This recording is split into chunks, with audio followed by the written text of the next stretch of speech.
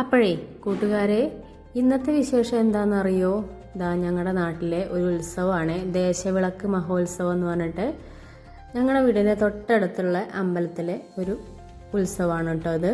ഞങ്ങൾ ഇതിന് എല്ലാവരും കൂടെ പോയിട്ടുണ്ടായിരുന്നു. അപ്പോൾ ഇന്നത്തെ വിശേഷം ദേശവിളക്കിൻ്റെ കാഴ്ചകളാണ്. ഫുൾ വീഡിയോ ഉടനെ വരുന്നതായിരിക്കും. എല്ലാവരും ഒന്ന് കണ്ട് സപ്പോർട്ട് ചെയ്യണേ. Okay, bye.